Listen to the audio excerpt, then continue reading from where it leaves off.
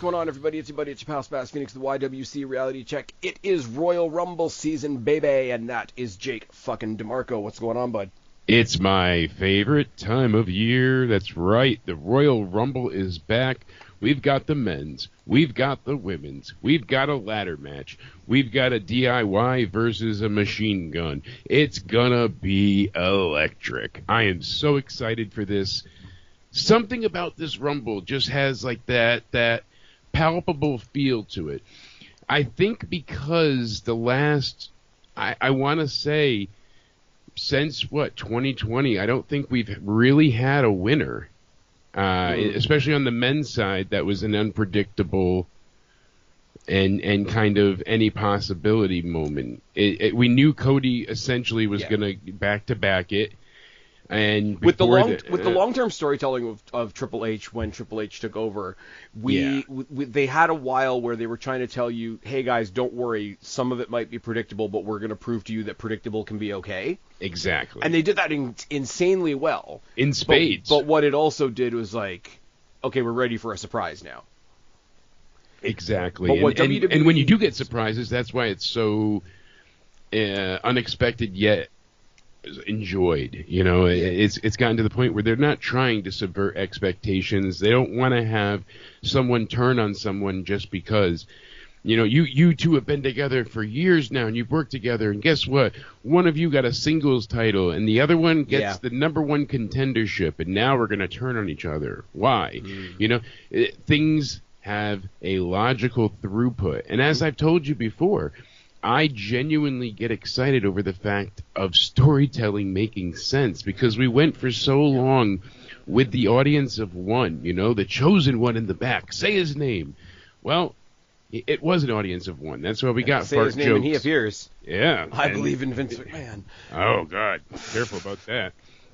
Actually, I heard, side note, a really interesting story about Vince McMahon today that was actually positive. Wow. No, it was Devon. Yes. He's been on a media circus tour. Really? He's been everywhere. But he was telling this story about like it was like an MLK Day episode of Raw or whatever, and they played the video package, and some idiot in the back was like, "Well, why do I give a shit about that? That guy's not done anything for me." And Devon was going to swing at him, and Booker was going to swing at him, and they had a meeting afterwards, and Vince is like, "Well, what's the deal with all this?" And it's like, well, one of the guys in the back said, didn't really think it was too important for us to make that part of the show. And they didn't ask for a name, but is that person in the room right now? And he said, yeah. And within 48 hours, all the push for that, he never says who it was, to be fair to him, because I think that's the classy thing to do. Yeah. But it basically said, yeah, within 24 hours, his poll was like completely obliterated and he was almost fired.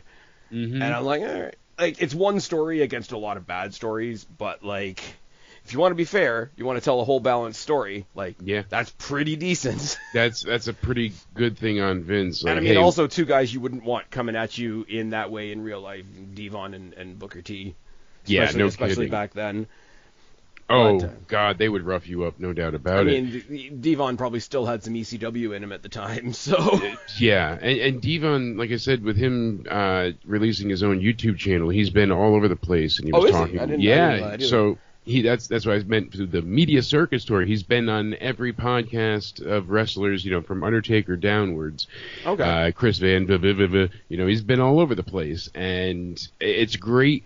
This is one of the things I love about social media at this time, where you're getting the talents that we loved beforehand when we were, you know, watching when we were younger, a bit more the nostalgia time for us. Yeah. You know, it's like, I watched the Rock and Roll Express and all that, but that wasn't entirely my heyday. It was more, you know, like I really resonated with the New Age Outlaws. So seeing them, you know, those guys get into podcasting times and tell stories of the road, and I love those things. And it's providing weird other things too, like, I mean, it took until he actually retired for Undertaker to like break kayfabe and just be Mark and whatever. And if I had told you like 10 years ago, 15 years ago, whatever, in a couple years, Undertaker's going to have a podcast and one of his guests is going to be Donald Trump, and Donald Trump is running for president. Like, none of that exists. No, like, none of it. Like, and say what you want about the people involved. I know people are performatively not liking the Undertaker these days, and obviously the Trump thing speaks for itself. But like, just in general, like the whole like, oh, anything can happen in wrestling goes beyond wrestling. I think that's a really cool space to be in. Yeah, absolutely. Speaking of a really good, you said anything can happen, and that's what we've been missing. You nailed it. That was my original point. Rumble. It should be, or that should be the Royal Rumble. But here's another thing we're leaning into as well, and I've noticed this. I noticed it over the course of last year, and then it's sort of bled into this year as well. And I don't know if you can tell me if you agree or not. WWE is doing this really cool rolling thing right now. Where they'll tell you how cool the thing is that's coming up. Right now it's the Rumble, right? Yeah. But just before the Rumble, they'll give you 3 or 4 things to look forward to after the Rumble. And it's like, oh, Rumble's this weekend, and they've already got me looking past Rumble at the same time. They're being very smart about promotion. And one of the things that, and I hate sounding like I'm coming down on AEW all the time, but it's really easy. It is easy, but I'm going to give them a compliment because they said that Max was unhappy about certain things, and people immediately go towards like, oh, the viewership. No, that wasn't it. They wanted better production and stuff. Yeah, things to be advanced. They wanted it to feel big time. Exactly. So they had increased lighting, pyro. The digital boards are back behind the ring, around the security barriers, things like that, and that's great. That's how it really should be. I want to see. And see, the problem with that is you don't get a wrestling company's version of what big time means. You get a TV studio's idea of what big time means. Like, I honestly wish they would get rid of the lit up guardrails and shit in WWE as well. So that's not an AEW thing. That's across the board. Yeah. But like, you kind of have to give in a little bit. The guardrail, I don't mind. I for WWE, apron, I don't. Yeah, too. I don't care for the apron or the turn when they had the turnbuckles. Yeah, the posts that bothered me. I like the WWE logo in the center of the ring as well. Yes. But you said Rumble season has got us brewing because it is that anytime, anywhere, any place, anything can happen feel. There has not been a Rumble. The 2017 Rumble I go back to a lot, and that's the one that Orton won. It wasn't a great Rumble as far as like the match itself, but it had some gigantic names: Undertaker, Brock Lesnar, John Cena. Like there were so many people stuffed into that Rumble. We're sorry to cut you off again. No, we're seeing a lot more mentions of Brock Lesnar recently. We are, and that was one of the things I was going to bring up. So we could talk about it, but like he was persona non grata for a little bit there, but. For quite a while. I mean, they took him out of the last game entirely. He was cut out of previous storyline. You know what I find weird about that? Because I have it. They took him out of the game as a playable character, but he's still in the, what do you call it, the John Cena career mode thing. So you do get to play as him, just not in the open sandbox area. Yeah, you can't choose to play as Lesnar. Only when it's forced upon you. Oh, Lesnar's forced on you. I don't know how they thought of that. But let me tell you right now, getting back to my point because I've wandered a little bit. Rumble is this Saturday, right? Tell me why I've got 3 pinpoints after Royal Rumble already. Because as of last night, Vengeance Day looks sick. Exactly. Vengeance Day is going to kick the shit out of Grand Slam Australia, which is now starting at 10:30 p.m. apparently.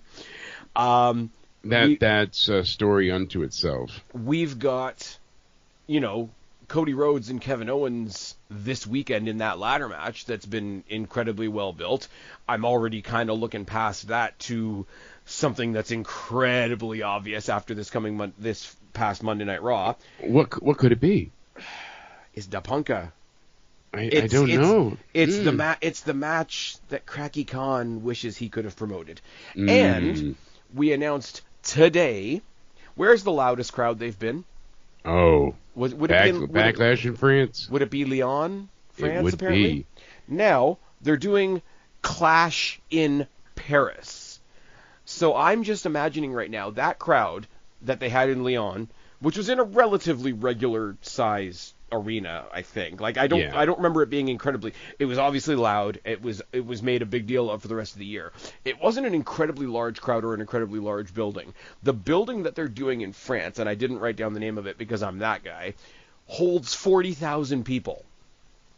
Yeah, no doubt about it. They had 11,682 people at the Nightmares Do Come True Backlash in Lyon, show. And for this one So coming up, almost I'm they trying to could find. potentially have 4 times the reaction. Yeah, That's going to be insane. between 40 to 50,000, depending on the setup. I and mean, they're going to get a Monday Night Raw as well. So so we're gonna that's get Raw at a incredible. weird time probably, but whatever it is, it's Netflix. But here's the thing, like you said, and the reason I brought up the other guys is because we've seen it now multiple times where I've asked you a question. I'm like, when did the Acclaim break up? When did because things aren't recapped, things aren't. But on and I don't want to say like but it's a problem with AEW. If you don't watch every Collision, every Rampage beforehand, there were things you missed out on, but it didn't make you feel like it was must see at any point. As where with this, it's like, okay, not only is the Rumble must see, not only did they bring back the surprise element of anyone could win here, and we'll get into it, of course, with our predictions, but we haven't had it in a long time where, like I said, story throughput, the magic of the anybody can win fantasy part of it, and like you said, they are doing a great job at saying this is going to be amazing, but there's more to come. Exactly, and for you bringing up that point, I tip my hat to you, sir, because it's a very, very big deal, and people are missing out on a lot on the other side because they're not promoting things properly. You're not hearing about certain events. You're not hearing about what needs to be recapped, told, and presented as such. As where every bit of this Rumble, everyone that's declared, especially on the men's side, a little less on the women's, but everyone on the men's side, I know why their motivations are leading them to go through the Rumble, because it's not just about Mania. For Drew, it's about getting back at Punk, and for Sammy, I was going to say, about, for somebody like Drew, it doesn't even have to be about Mania, because he had his Mania. You could totally believe that Drew goes in there not caring that he wins, just making sure that guys like Jey Uso and CM Punk don't win. Like, that's his primary focus, and I don't want to say somebody doesn't care about winning the Rumble, because that's a bit ridiculous. But you could that's see not somebody, his main motivation here. That's not what he's set out to do exactly. And that's the thing. Since Bad Blood, Drew he hasn't lost a step, but you kind of see where his confidence. He still thinks he's the shit, but he's got a little bit of Punk in his head, a little rent free, and that's what makes this really exciting, because the last 5 or 6 Rumbles really I mean, you've had that feel-good moment, but we knew that Seth Rollins was going to win from 2019. We knew, post that eventually we got Drew in 2020, and that was a great moment, but it led to the COVID Mania. And then the Thunderdome Rumble was terrible, and that's when Edge won. He made it all the way through from number 1. Yep. Then we had Lesnar, Cody, and Cody. So we really haven't had... we knew Cody was going to win, then we knew Cody was going to win again, essentially. As where with this, there are so many names in this Rumble that make perfect sense. And it's not one of those either where... here's the thing. Beforehand, is it possible that LA Knight will win? It's very unlikely. Yeah. But could they do it? Yeah. They absolutely could. Triple H could absolutely have a plan where he puts the rocket behind someone and instantly it's like Saturday night's main event, right? Like, you look at something like Jay and Gunther last Saturday, and did you go in there pretty much saying, yeah, Gunther's going to win? Yes. But have they created an atmosphere where you only swiped away the idea of Jay winning like 99% instead of 100%? And that's all they need to do, and they need to do it times 30. Now, we will get into the Royal Rumbles, all the iterations, all the people that have announced and have declared, and get into the speculation, which is a lot more fun. I do want to knock out the undercard first, because it doesn't even count as an undercard, really. It's 2 other amazing matches. DIY taking on Motor City Machine Guns. We said it before we came on the air tonight. Motor City Machine Guns could have gone somewhere else, and they would not be at Lucas Oil Stadium this Saturday performing in front of 62,000 people. Yeah, I mean, this is incredible for them. Talk about being at the upper echelon of not just tag team wrestling, but your entire division. Like, you guys have come in, and not that they rescued the tag division, but No. SmackDown was in a way where it was, for a little bit, the Bloodline had the belts, they weren't being defended. It was kind of, hey, what's going on here? The belts are just being used for story. And then you saw the belts change. were absorbed in faction storylines. Yeah. And once but like you said, it was out of necessity. We needed the Bloodline, we needed Jay to win the IC title and lose it. Things had to happen to make these pieces work. And I love the storytelling we've gotten with DIY. Basically, you had Tommaso say, we're going to do it my way because of the losses, and you figured Johnny and him would split, but no, they both go heel, and it was just, and especially with things going on with the New Day, they didn't feel samey. It's not like, oh, DIY turned heel and they're doing the same shtick as Kofi. They feel genuine here. They feel like two guys from NXT that had glory there, wanted to recapture it, and now they'll do anything. And to have this be a 2 out of 3 falls match, Yeah. Oof. Yeah. No, it's going to be good. On a side note, you mentioned the heel turn of the New Day. I don't want to put this out there into the universe because I still got hope for it. For the good start that it had, they better do something with the heat that they've got. Because it feels like they're just kind of stringing from week to week and showing them in the back and showing that the locker room doesn't like them. And then they go out and have a match and they win anyway, and somebody's mom is in the crowd that, oh, I can't believe they turned on their kid. Well, his partner had the exact same thing happen to him last week. Great segment, probably the best tag team breakup thing we've seen in a long ass time. Huge swerve when we thought the two of them were going to split. Couldn't have been done any better. They need to do something with the heat off of that. Whereas DIY had the heel turn of Tommaso Ciampa's always been kind of a psycho. Johnny Gargano can be goofy babyface or really, really obnoxious heel, and they just sort of took it and ran with it. And he's just like fucking with his mentor. It's not a really fair comparison because the ones New Day turned on their third member who can't do anything right now. So I'm kind of putting them in an unfair spot. The surrogate for that has kind of been Rey Mysterio at the moment, but do something with it. Like, you have a cool thing. Do something with it. Yeah, exactly. I don't know where to go with this because I feel like this is going to be the moment where they have a bunch of interferences as a way of saying, hey, look at all these other tag teams we've got. Yeah, Los Garza, Pretty Deadly. Who am I forgetting? Street Profits. Yeah, I don't think one of the Street Profits is injured, aren't they? That's why they haven't been on the past couple of weeks. I thought so. I would have said A-Town Down Under, but they've just been moved over to Raw in the transfer window. But I can see like a babyface team costs DIY one fall, and then a heel team comes to back up DIY and costs Motor City Machine Guns a fall, and then the referee does the "you're out of here" and everybody starts from scratch, and the third fall becomes the fall.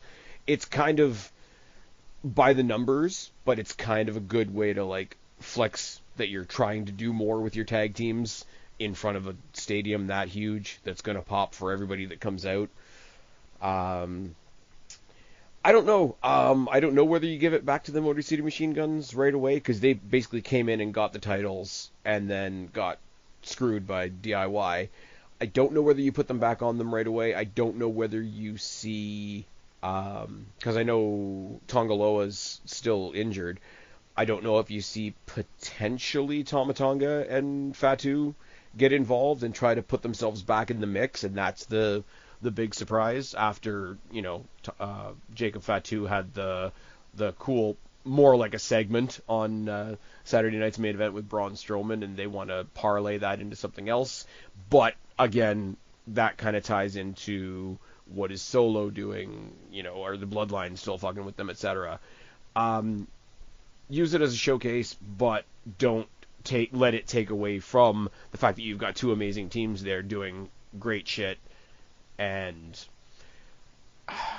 I don't know. I like the Guns as much as I'd like to see them win. I don't know whether we do it right now. So I'm gonna lean DIY. I'm gonna stay safe. What are you saying? I keep going back and forth, and that's terrible as well because it's just like, damn, like this is really just the perfect scenario for a lot of things to happen. Almost As like we you should have said, the Lucha Brothers. Yeah, Just if saying. only. I genuinely feel, not to piggyback off you, I think DIY takes it, and I think they're going to lose it at Mania. I think that they have a plan with something with this. So I think something bigger is coming from the tag team side of things. I think DIY manages to pull out the victory here. Okay. And it's a huge stage for them to do it on. They can gloat about it for years and years and years. Exactly. DIY, Motor City Machine Guns, we never thought would be in WWE, period. No. But DIY was that team in old NXT when call-ups weren't treated properly that we thought would never even be treated properly. I didn't think we'd ever see them tag together, to be honest with you. That's fair. But I never thought DIY would. Like, I think maybe they would do a reunion at one point for like a storyline, but not to the point where they are now, tag champs. And so they are their own like happy story, even though they're the heels. So, but that's more from a fan like, hey, NXT call-ups didn't used to be treated that great point of view than a story point of view. I mean, if Motor City Machine Guns do win, I'm not going to be crying about it. Motor City Machine Guns has one of the few Def Rebel themes that I actually like. From what I can tell, that puts me in the minority, but it's fine. So I like their entrance. To see what they do with that entrance in a huge stadium will be something. That's because I don't think have they. I'm gonna forget something. Have they been on pay-per-view yet? I don't think so. That's what I was thinking back to. I don't. I'm thinking think if the tag team titles in general have been on pay-per-view, which is that's what I'm saying. It's been a while. Sad state of affairs, but yeah, it's been a while for any of this to. Anyways, take place. Either way, it's going to be good. I know the typical pattern would be do a Rumble, do the mid stuff, and then do the other Rumble. Yeah. I would switch it up, and I would have this open the show. I would as well. I would absolutely have this open. Then I would go Women's Rumble, Cody, and Men's Rumble would be my... See, and I want the Women's Rumble to close. As much as I'm invested in who I want to win the Men's Rumble, there's and we've been saying it for the past little while, there's way much more intrigue in the women's division right now. And considering how much intrigue there is on the men's side of things, that says a lot.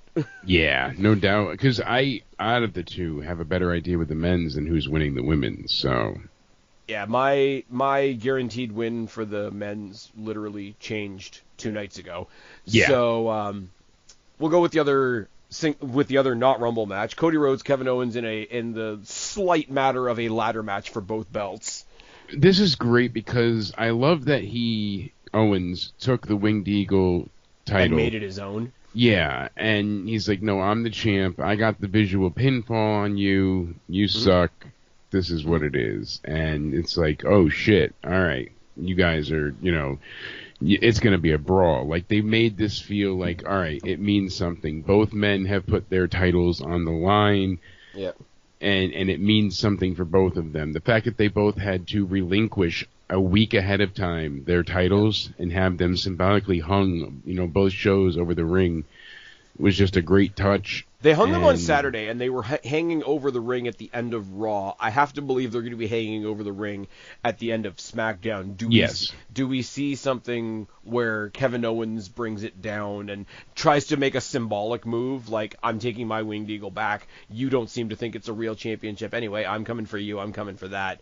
And then they'll hang it back up anyway. But the most symbolic match is the ladder match because you're literally climbing your way to the title. So I can see Kevin Owens being the guy that gets away with pointing out how stupid wrestling is.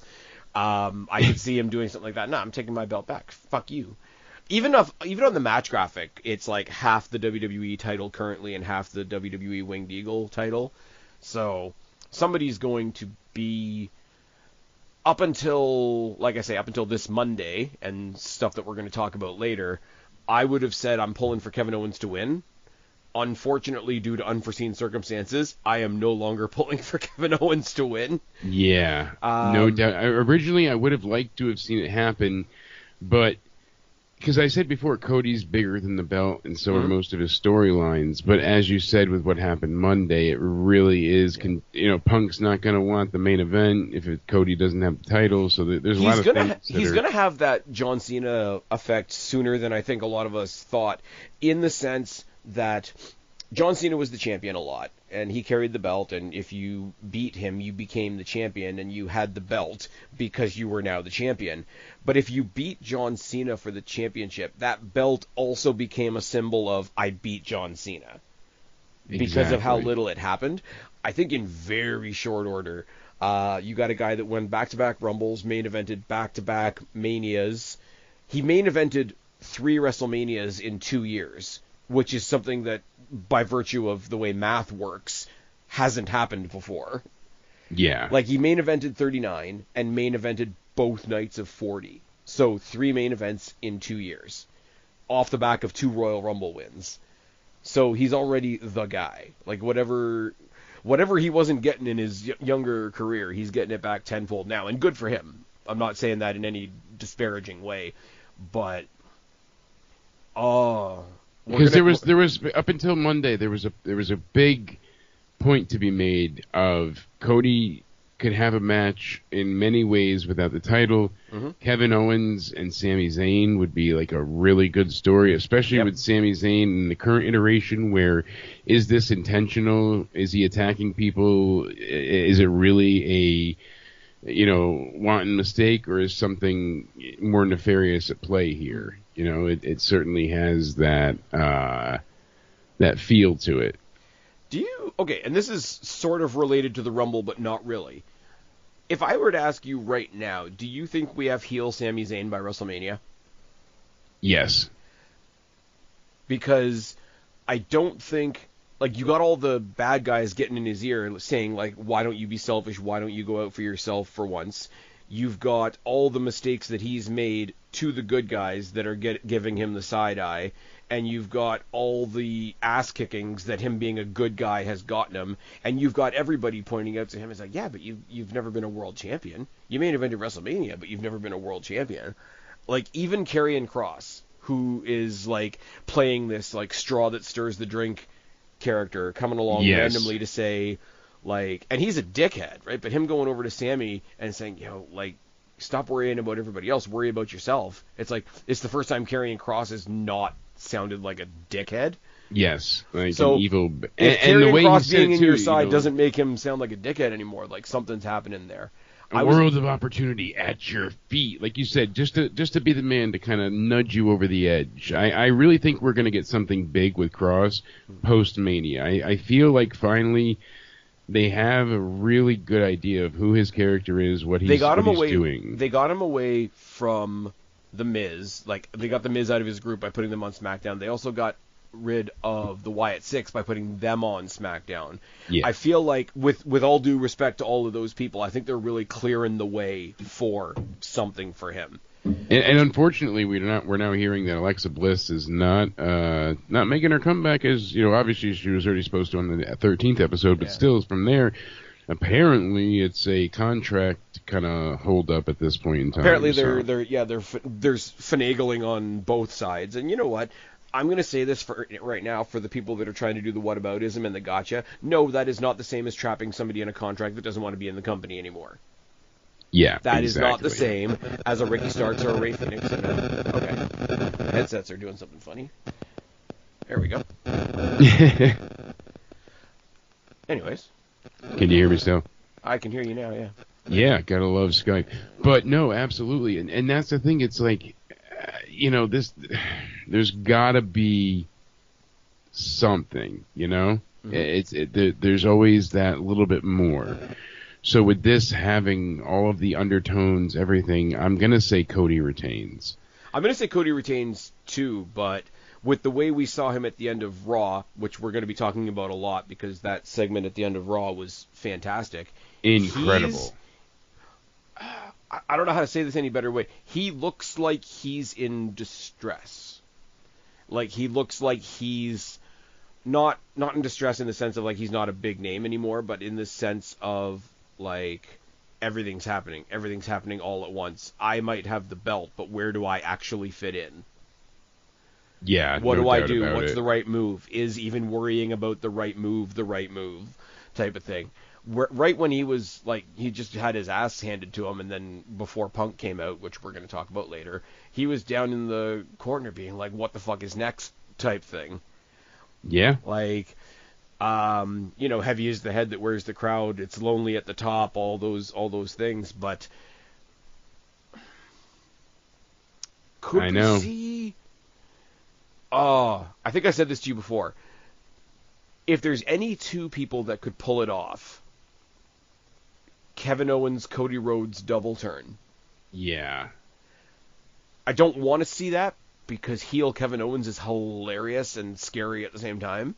And it's really coming into his own now. Like, he's really getting good with this character. And Kevin's right. Cody sucks eggs. He's very good at the heel that has everybody behind him, which is such a line to walk. But do we see something? Maybe not even a babyface turn from Kevin Owens, because I don't think that would make sense right now. But do we see something that makes us question Cody? Like, is he still wearing the white hat? If I can steal an old line from Scandal.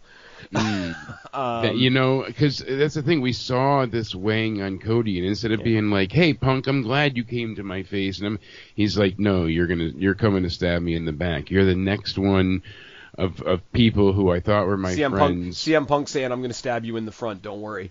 Yeah, and Cody being like, you're just the next one in line that I'm going to have to topple. I am tired of this shit. I will say, because I've had this criticism a lot, and it's not a criticism of Cody Rhodes, but it's a criticism around Cody Rhodes, I guess. They do lean on the family stuff a lot.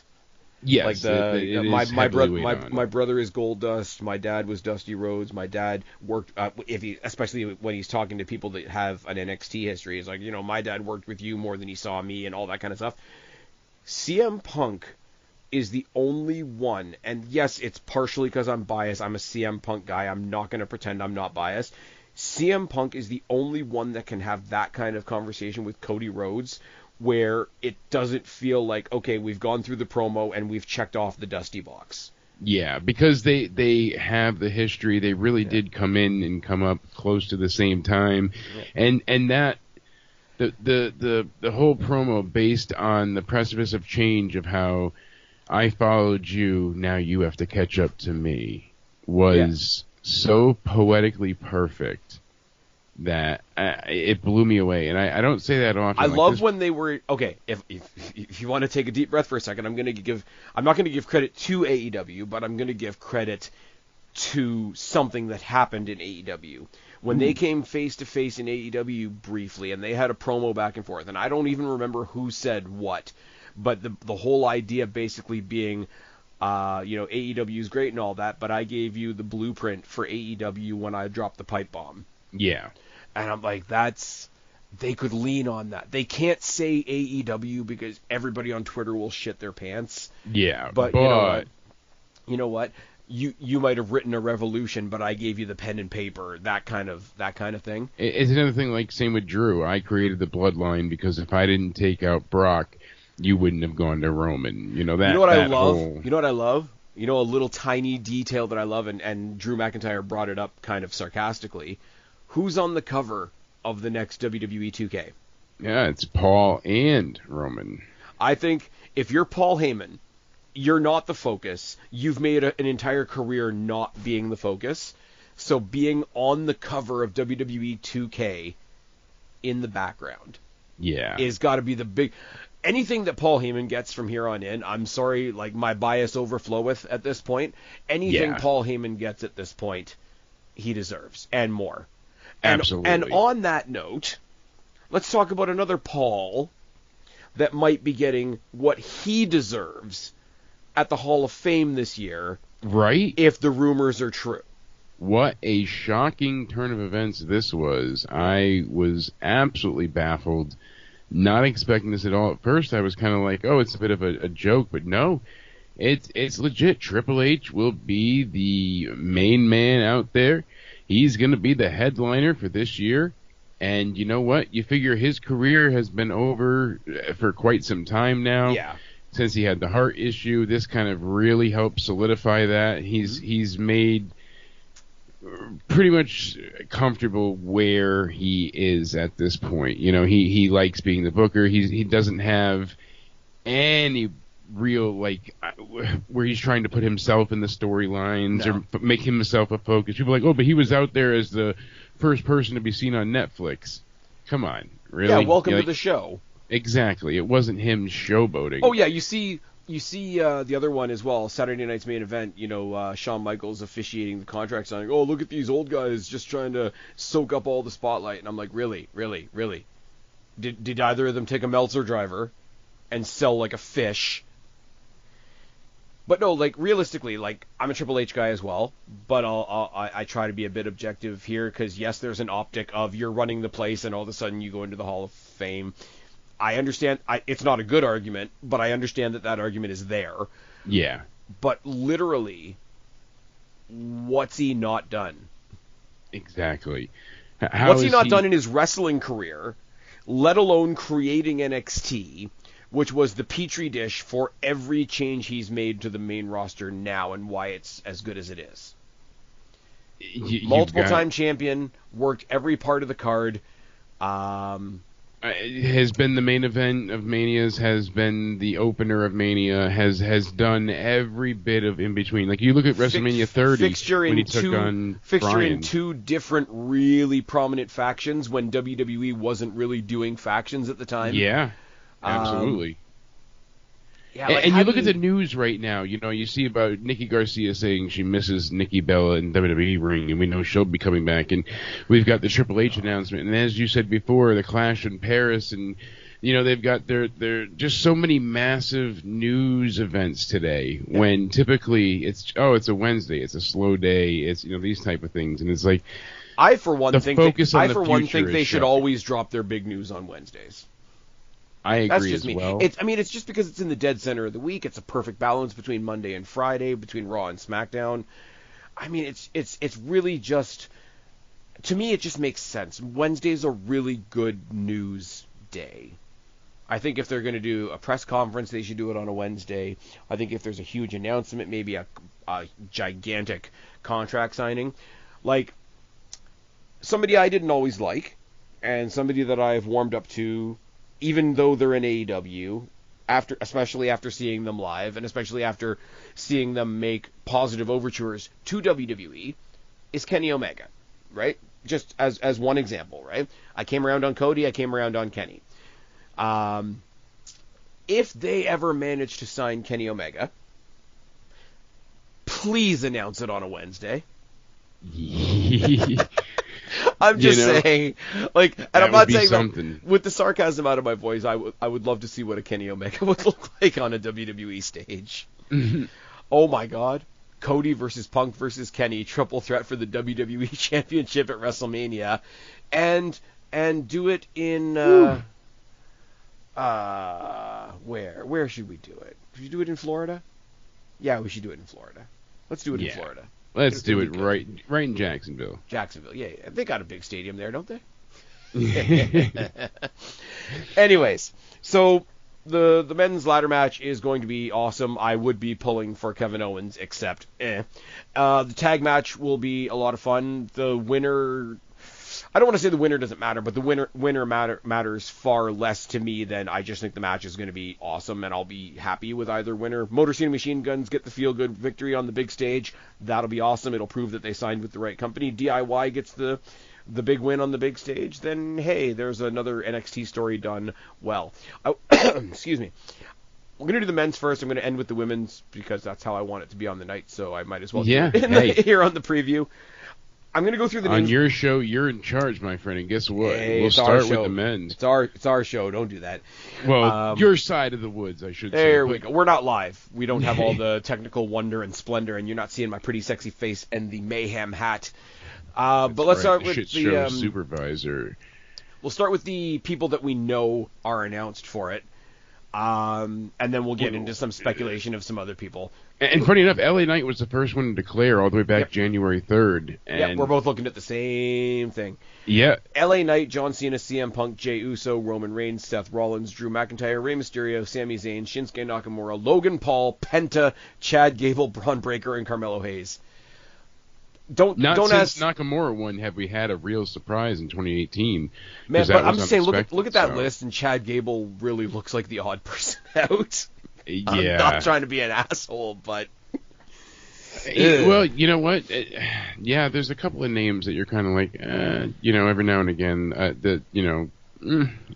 Mysterio, I don't see him. I like the fact that we got the tease. I don't know whether you guys got it in the States because you guys get commercial breaks when I'm still seeing stuff. Penta announced for the Rumble. We saw that with the video package and all that. Did you see the face-to-face with him and Braun Breaker? No. So you texted me about that. You messaged me, and I went skimming through to double check because I'm like, I didn't see that anywhere. Let me make sure I didn't miss it. Well, it wasn't anything. It wasn't anything to write home about. It was just Braun Breaker in the back being interviewed about Saturday Night's Main Event and basically talking about how he beat an old guy on Saturday Night's Main Event, and look at this Rumble, it's filling up with old guys, and if they want to find out what the future looks like, it's that kind of promo, right? Yeah. And then it's just where they do that WWE like classic slow pan to like where somebody finally notices the person that's standing right in front of them, and Penta just taps him on the belt, and he does the Zero Miedo thing, and I'm like, I bet that's gonna look real weird, but I want to see it. Oh, I do too. 100% Penta's knocking Braun Breaker out of the Rumble. Because they're going to have that feud. I could see that going either Chamber or Mania. I mean, either or. I imagine they won't hold on. I could see them doing the whole tit for tat thing of like Penta tosses Breaker out of the Rumble. Breaker costs Penta something at the Chamber. Somehow Penta gets into the Chamber or something like that. Yeah. The other thing is I'm a little bit biased when I'm picking who I want to win here, because for both titles it's like, oh, we've got a challenger for this title, we need to establish the other challenger at Chamber, right? Yeah. So it's like, what victory do I want to see on my TV screen, and what victory do I want to see from my nosebleed seats in the Sky Dome? Because did I mention I'm going to the Elimination Chamber where they put the chamber in the dome? Cross that off your bucket list. But it's fine. It kills me, though, because like you said, it's like, holy crap, this Rumble has a lot to it. There's so many different layers, there's storytelling, and just that little thing of, like you said, Penta, Braun, that little way to set it up, now you have a story for them in the Rumble. That's one of the things I loved about the Rumble, because you had all of these storylines in between, slowly advancing and happening while the overall narrative of who's going to go to WrestleMania's main event is still in the foreground, and it's like you said, with Drew targeting Punk and Roman, and we've got these certain aspects to look forward to. So,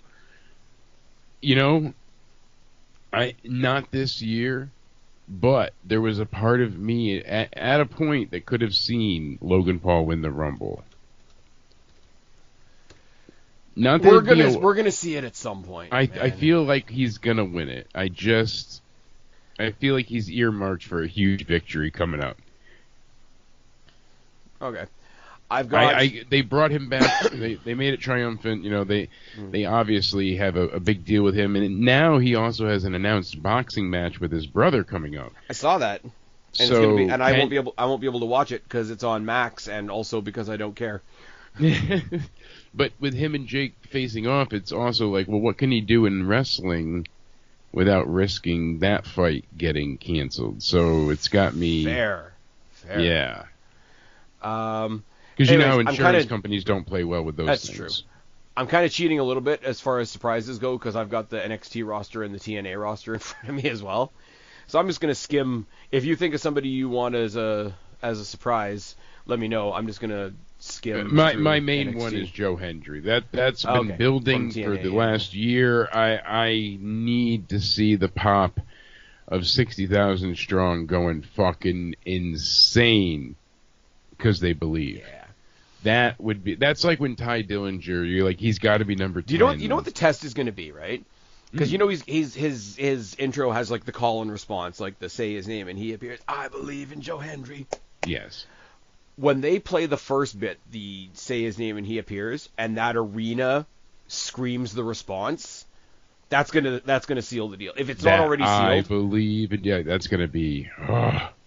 People are gonna lose their minds. First of all, he has actual like identifiable music. Yes. I said it the other day when we were on your stream. Obafemi is a good shout to go in there and just chuck a bunch of bodies. You're not wrong at all. Obafemi is a great one to have. I imagine we're gonna see A-Town Down Under as well. Maybe that'll continue their story building into Vengeance Day. Yeah, in the Rumble. I'm gonna tell you something, man. I am more excited for Vengeance Day already than I have been for an NXT show in a while, and they've only announced 3 matches so far. Yeah. I am going to be coming down hard on one element, and I'm not going to say it right now. When we get to that preview, you're going to hear it. It's going to be funny. It's going to be something we're going to be able to laugh at. It's not a serious nitpick, but there's something I'm going to come down pretty hard on there just because we know how I am with NXT. Well, I like the unopened ending too of Trick Williams being this exclamation point on the whole thing. It's like, is it going to be a triple threat? Definitely. Is it going to be a fatal 4-way?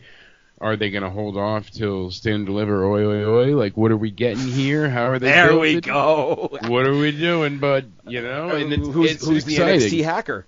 Now that as well. You know, we saw at the end of the broadcast, it said WWE or NXT television, and then it came, you know, it said Vengeance Day. Yeah? Love that. Just such a little wink and a nod for, hey, you're still here. Yep. It's not anything major, but it's going to be something. And that's what I love. All right. The speculation and looking to the future. Okay, now I'm just going down for, like, who could be a fun NXT cameo at this point. Yeah, hit me. Tony D. Absolutely. Lexis King. Another one that's a great name. For the fun of it, maybe Andre Chase. Do we get like a Chase U section in a 62,000 person arena? Maybe. That would be fun. That could be really good. And, you know, I like the way they could do. I go back and forth because you want to see people be utilized in a way that's going to put them over. You know, and you want to be able to continue things.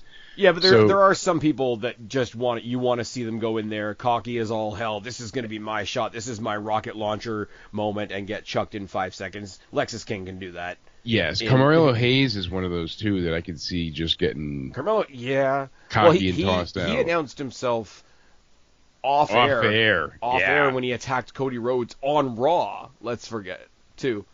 Somebody that could just go in there, like, it doesn't necessarily have to be somebody at the top of the roster, but somebody I would just like to go in and see chuck a couple people around is somebody like a Josh Briggs. Yes, that would be one. Josh Alexander, we have to wonder too. Yep, on the other side. Well, technically not, because he's technically done. He's technically done on the day of the Rumble. So if they debut him at the Rumble, I'm going to pop huge. Yes, Destiny, check it off your Spaz Phoenix bucket list. It's fine. That would be incredible. Are there any legends in your wheelhouse that you're hoping to see Not for the men's. I have a double standard when it comes to the Rumbles and as far as nostalgia goes. I mean, if Booker T gets up from commentary and does something, then cool, I'm not going to be against it. If somebody comes in, I don't know, somebody wants to don the Doink makeup and, you know, somebody gets squirted in the face with some water and they get chucked out in like less than a minute. I don't mind that. Where my double standard lies is I am way more accepting of the nostalgia pops in the women's Rumble, only because most of the women that come for those nostalgia pops didn't get a chance to be in a Rumble when they were there. Yeah. So I have 100% like acceptance of that. So if we're gonna have nostalgia, that's a really good way to frame it too. And I hadn't considered that outlook of it, because you really are, like you said, earmarked and focused for, you know, the women never had that chance. Yeah.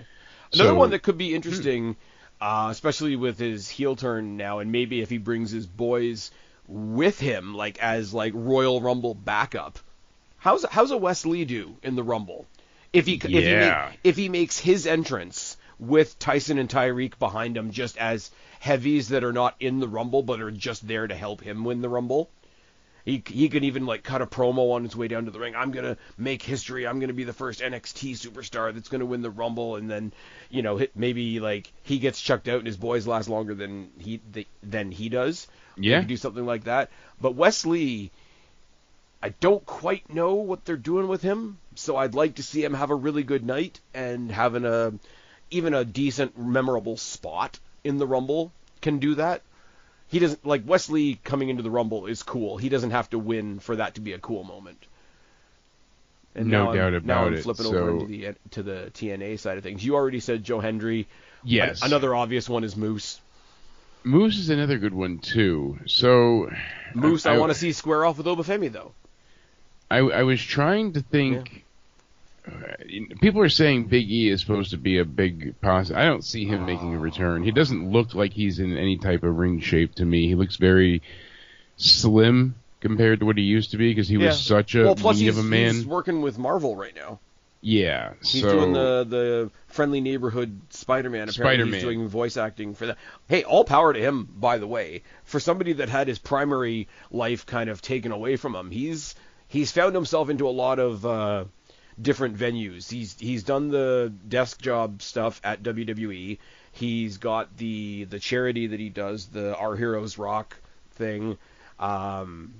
He's done a lot of like outreach for WWE, obviously, but now he's doing this voice acting thing for Marvel as well.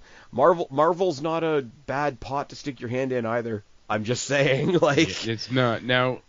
You actually made me think of something, too, because you're saying Marvel. I'm thinking rivalries, and it jumped out to me because I kind of forget all the time. The Hardys. Yeah, that's the next name I was going to say. Those are see, we're on the same page, my friend. Those are gigantic names for both of them, but think about it. Punk's in the ring, and then you get a Jeff Hardy entrance, and they stare each other down, and they have that moment in the ring. That could be a really cool story, right? The other thing is too is right, and it's one of those things. Like, I'm not saying I want them to do an NXT run, right?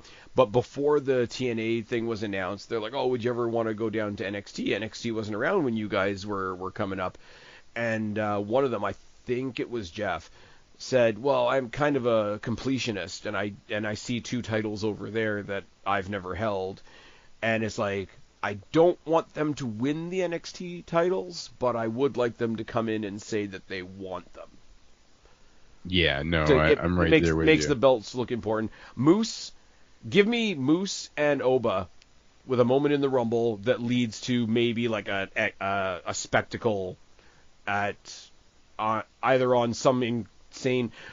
Have those two have a spectacle, NXT champion versus X Division champion, at that building that they're going to be doing that AEW did not too long ago that everybody's upset about now.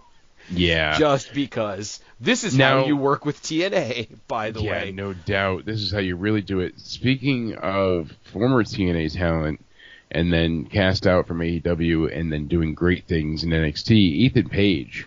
Yep, Ethan Page. I would say Shawn Spears as well. Shawn Spears also. Shawn the Spears two of as them would be a nice one, yeah. Yeah, but Page, I want to see him main roster bound sooner than later. Speaking of people that I don't think he's coming over to WWE anytime soon, but somebody I would just like to generally see something nice for, Ace Austin. Yes, they're doing a benefit show this weekend for Chris Bay as well, that's great. They've raised over $100,000 so far. Speaking of people that are injured, horrible segue. Can we have a moment and pray for the ribs and lungs of JD McDonough? So I've had a collapsed lung. I've had broken ribs. Not at the same time. Both are impossible to breathe because you're just in so much discomfort and pain that it's like every breath is agony.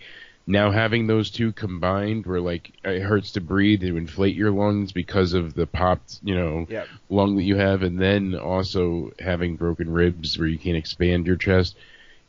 The fact that he finished the match. How?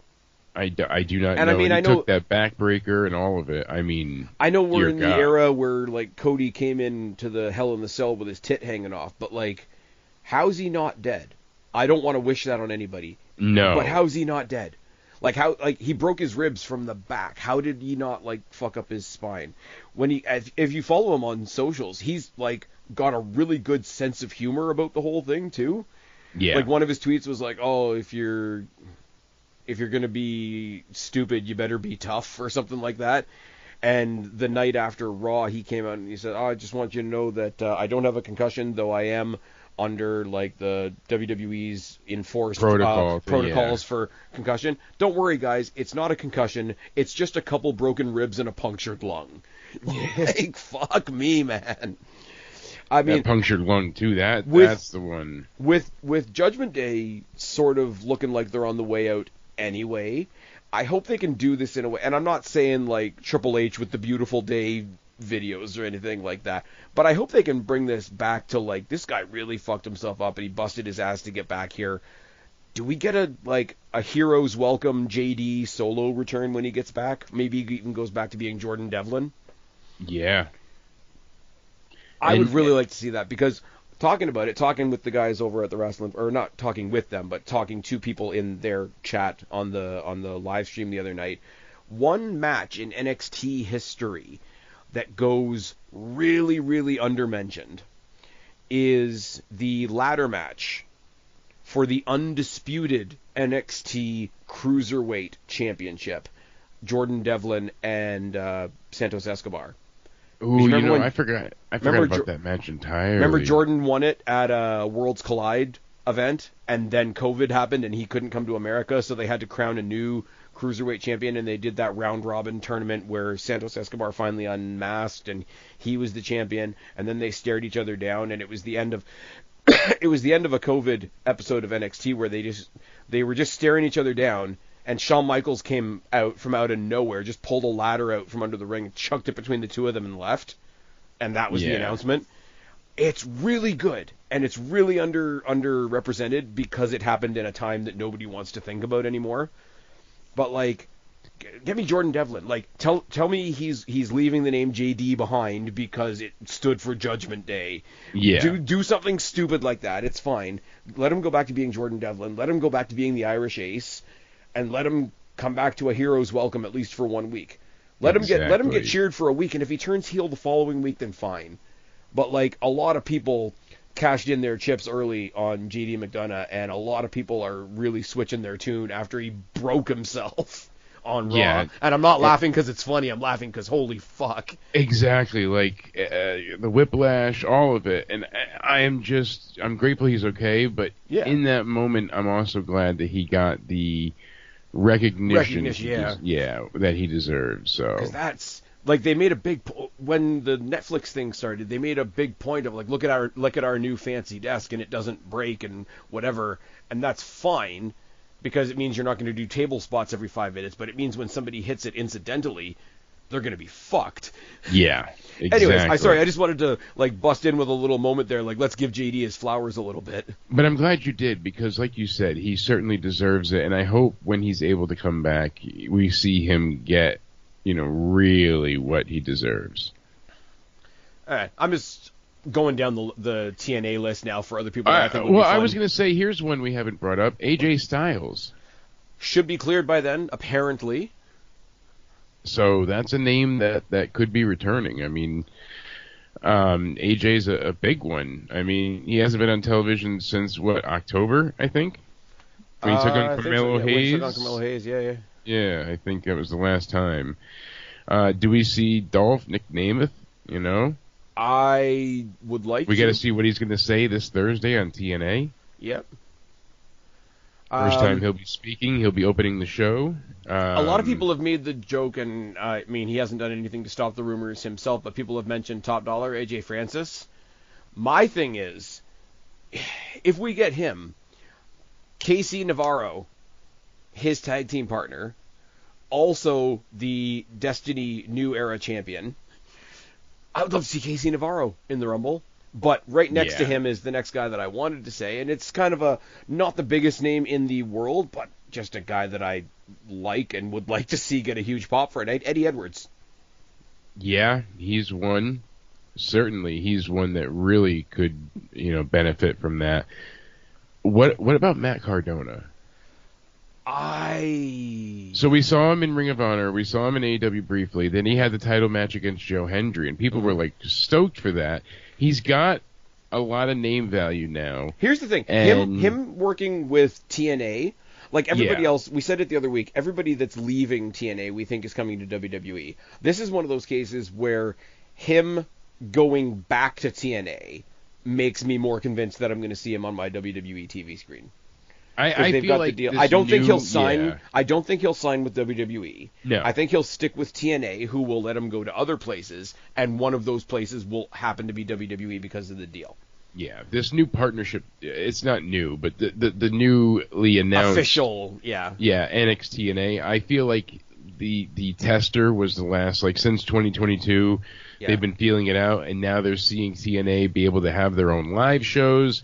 Their numbers are up, their tickets are up. Like they have a dual beneficial thing now because it's another avenue for them to get talent without having to build their own stars. Oh, for sure. And it means that if they do a story with somebody and they're done with them, there's no, oh my God, I'm quitting. Oh my God, we're firing you.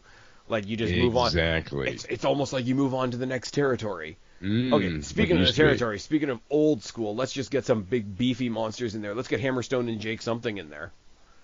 That would be fun. Hammerstone, Jake Something, Moose, Obafemi, Ivar. Let's get Ivar in there. Let's get Drew McIntyre. It could be the beefy rumble. Would be. We already talked about Josh Alexander. Judas Icarus, just because I'm a fan. I'd love to see him in there. A lot of people are saying Jonathan Gresham. One of the things I saw online was Chris Masters. Say something nice about Jonathan Gresham, because like he's a good wrestler, but I don't care. Yay, Jordan Grace? Yeah, you get pegged by Jordan Grace, so that gets you into the Rumble. We'll get you a stepladder to get into the ring. Yeah. Okay. As far as who's hitting their stride right now in TNA, yes, strong representation for TNA, Mike Santana. Yes, I mean, the new standard. You know who else we hadn't even considered, and we talked about it the other day briefly, was Omos, because he's done with Pro Wrestling Noah. He had to go ahead and relinquish their tag titles that he was holding over there. So I think he's going to come back in the Rumble. I've never been a big Omos fan. I think you're right, but I don't want to. No, I'm going to go farther than that. I don't want to sound like a dickhead. Spaz. I don't have any dislike for the guy. But if Omos comes out, my immediate thought is going to be somebody else could have had that spot.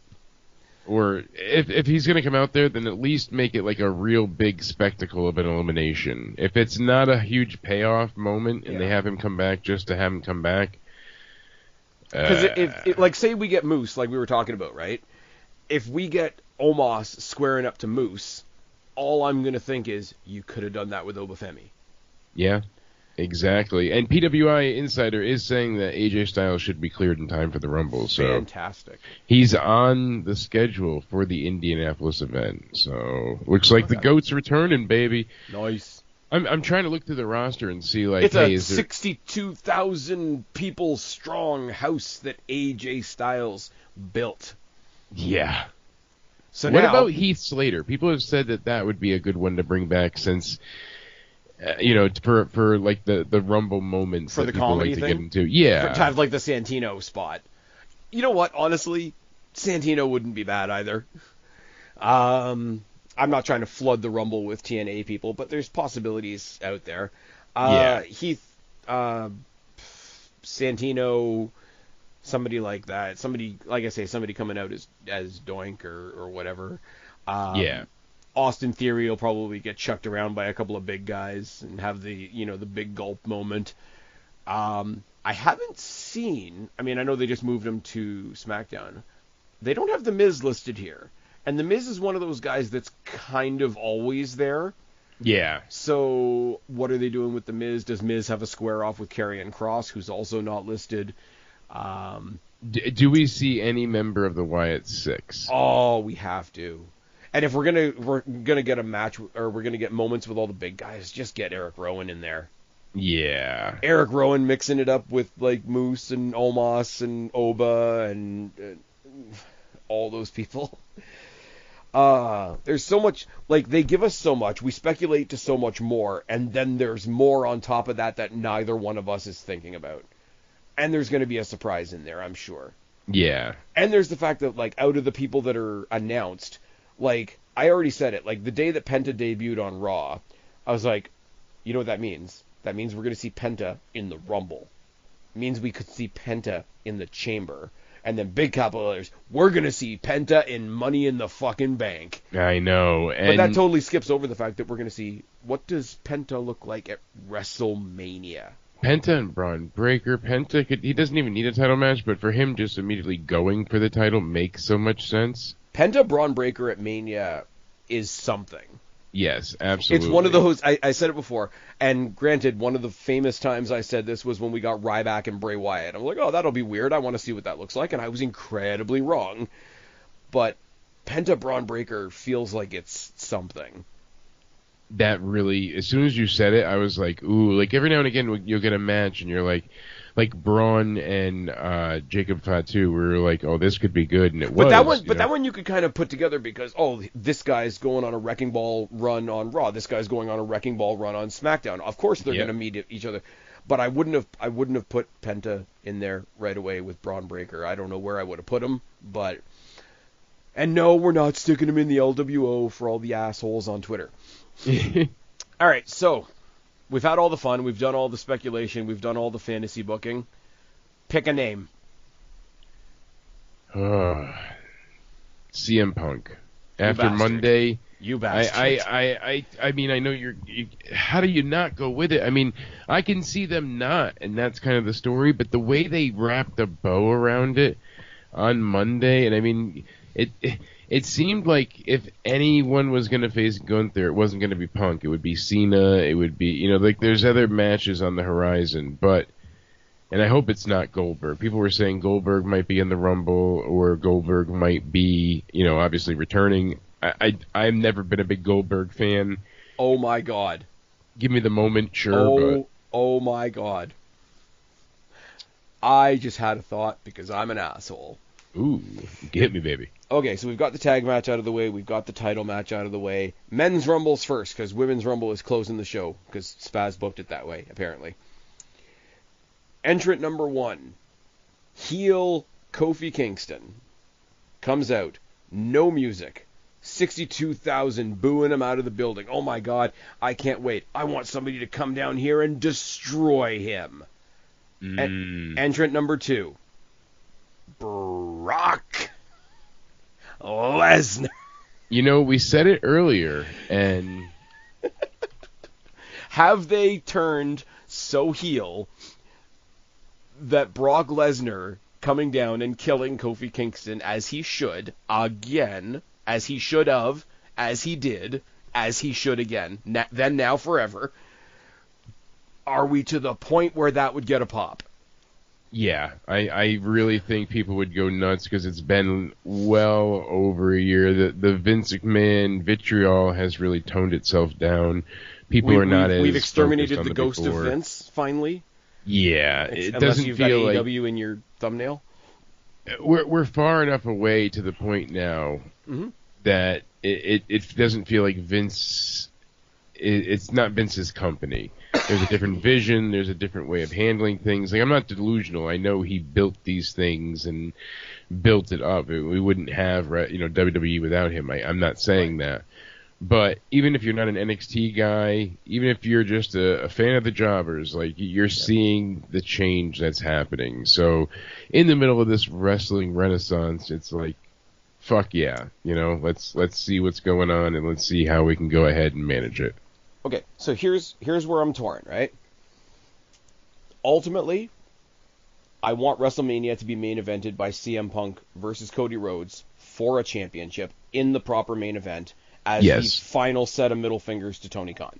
And I don't even know who I would have win that. I don't even care. I would have Punk win it, for sure. For sure. I'm not so sure. It depends. If they're going to do a heel Cody thing, then I could really see that being like you said. Okay, but if he's gonna go heel, then CM Punk becomes the conquering hero in the 11th inning. That's a story, bro. That's a hell of a story. So that's a story, bro. CM Punk goes to the main event after winning the Rumble, beats Cody Rhodes for the WWE Championship. That's a story, bro. It's a hell of a story. From walking out the night after the Royal Rumble like 10 plus years ago because this place was no longer tenable, to coming back and beating the closest thing they have in WWE to a avatar of AEW for the WWE Championship in the main event, being presented as the good guy. Yeah, like that's so. Whew. Here's the thing: if you ask me in a regular year, well, how should Punk get there? Should it be Rumble or should it be Chamber? Right? I would say the Rumble, and realistically, I am saying the Rumble. I would say the Rumble, but I'm also a selfish person. And they put the Chamber in the Dome. Yeah, I know, and that's the thing. But there's so much they could do still with the Chamber. I think CM Punk wins his way to the WrestleMania main event at Royal Rumble is awesome for everybody, whether they admit it or not. CM Punk wins his way to WrestleMania in a Chamber in the Dome is great for your buddy. Yeah, that's almost surreal. So if it's not CM Punk, I'm gonna swing wild because he just had a title shot last Saturday. I'm gonna say Jey Uso, even though I know I'm wrong. Even though I know there's 100 people that are gonna win the Royal Rumble before Jey Uso. Give me CM Punk, or if you're saving CM Punk for me in the Chamber in the Dome, it's fine. It's going to be fantastic. We're going to build a Chamber. It's going to be fantastic. Give me something. If you're not going to give me CM Punk, and you're going to give me CM Punk in the Dome, that's the only way CM Punk not winning is acceptable. Yeah. Give me swing wild. Give me Jey Uso. I agree, because I wouldn't want to see a John Cena or a Roman Reigns win again. Because you have to pick somebody as well that would be justified. If you're going to not have CM Punk, you have to have somebody that would be justified not picking Cody Rhodes. And Jey Uso and Cody are buddies. Yeah, Jey Uso so that works out Jey well. Uso and Gunther, he feels like he's got a point to prove already because he fought him for the IC title and lost. And he fought him for the world title and lost. Yeah, so that's a damn great point, too. There's a Seth story in there somewhere. There's a Sammy story in there somewhere. Actually, you know what? Sammy's a good shout, too. Sami Zayn went to WrestleMania last year, beat Gunther for the IC title, and he just stares at him and says, how about I do it again for a different belt? For the main, that would be... See, like I said, too, and we could even get maybe a slow burn with this heel Sami Zayn as well. Is he doing these things intentionally? Are the haluva kicks meant to happen? There's all these think about nuances. What we're saying. Think about what we're saying potentially here, eh? We're saying potentially that both Cody Rhodes and Sami Zayn could be healed by WrestleMania. Yeah. All right. So we're both picking Punk. And it's not like we're begging a bunch of for it caveats either. attached. No. We're not fighting like where it was like with Roman. We're like, dear God, he's terrible. Turn him heel. We don't need Cody to go heel, but it's the proper. It's intriguing. Yes, but not just intriguing. It's the proper evolution of storytelling. You're seeing Cody be weighed on as all of these defenses and decisions weigh on him so heavily. But here's the thing. Here's the thing, right? Cody wants to be John Cena, right? Yes. Be John Cena, but better, because they were always scared to turn John Cena heel. Yeah. That's all I'm saying. No, you're we're both picking CM Punk, me with some caveats attached. Now we get to what, I'm sorry, is way more interesting. Yeah, no, all right, so here's the thing. I think the men's is more interesting. I think the women's is more unpredictable from my take of it. Okay, maybe I should be saying unpredictable, because there's a lot more moving parts in the There's a lot more moving parts. There's less women announced. People were complaining because they're like, "Oh, it doesn't really feel like there's a big build to the Rumble," and I'm like, "No, you're missing it. Like you're not seeing what they're doing here." No, here's the thing: they're not building the Rumble. they're building individuals, and Exactly. they're building individual stories, and all of those stories are going to converge in the Rumble is just a thing. The Rumble is just a platform. That's the catalyst to get to Mania. These stories are already happening. But let me go. We'll see what we got. For a while, it was just Nia Jackson Bailey announced. For quite a while. For quite a while. And then we got Charlotte Flair, which I'm sure makes everybody happy. Naomi and Bianca Belair, unfortunately. Liv Morgan, Raquel Rodriguez, Lyra Valkyria, the new Intercontinental Champion, which is awesome. We haven't really talked too much about that, but congratulations to her. Ivy Nile and Io Sky. Now, what really sucks is Dakota Kai, her getting injured again, and hopefully she's able to come back sooner than later and not have to take time off for this with the protocol for the concussions and all this stuff. But she took that missile drop kick that was brutal. It's never the time, but it's not the time, man. You know what I mean? It's the same with the JD thing. We talked about it earlier. He seems to be taking it in good humor, but it's never the time, but it's not the time. Now is really not the time, no. So maybe it ingratiated him more with the fans, and he'll be able to get the payoff for it. But no, it's certainly not the time. And with everyone they've announced, and Dakota Kai already has a pretty entrenched fan. Dakota Kai's not for everybody, but the people that are her fans have been her fans since her first injury in NXT. Absolutely. So they only announced 10 women, and people were like, "Oh, this is BS. They're not building." But as you said, the Rumble's the catalyst this year, not the focus. The catalyst. It's the way to get to the end. It's a means to an end, and that's what I love about the story here. You know, Charlotte Flair could come in here, win, and people could bitch, but they don't have a right to complain because she's such a big namesake. You know, it could be, but I feel like they're going to do something more with this. Yeah. So I think they've got some surprises in store. And from what I've heard, the three, I mean, let's be real, we still have the three relevant horsewomen, but the three women that used to be known as the four horsewomen are all kind of spoken for. Loosely, it sounds like we're getting Bayley, Ripley, Charlotte, Tiffany, and Becky, Lyra. So we got to go through. First of all, are we getting Becky back at the Rumble? Yes, I think we get Becky back at the Rumble. Charlotte was announced ahead of time so that Becky could be the surprise. Which is fair. I think. Yeah. And I'm glad Charlotte's not a surprise because it was like the worst kept secret kind of thing. But also people are going to bitch about it, so let them get it out of their system before the Rumble. Yeah. Here's my way out of left field prediction. I don't know, but it really feels like you think we see AJ Lee. People have been reporting that she's been training or at least in ring shape, and then you heard her, she was just messing around, but I don't know. I think there's no smoke without fire because both of the women in NXT that work so closely with her are talking about it. CM Punk's given those, you got to ask her kind of answers. AJ coming back would be awesome. AJ coming back and being Roxanne Perez's first rivalry on the main roster would be... You would have to keep them on a different show than CM Punk. Yeah. Because those two, they can't... Remember when they tried to acknowledge Becky and Seth and they made them a tag team and it just didn't work? I feel like there'd be a lot of that, so just let it be its own thing. But see, you're spot on too. Why didn't it work? Because they weren't relatable. And even when sometimes people have a great amount of personality and charisma, you can have all of that come into play. But if a character has an interesting arc and they're relatable, even if they're the heel, the face, no matter which side of the fence they're on, that's when fans really are able to gravitate and sink their teeth into that relatability.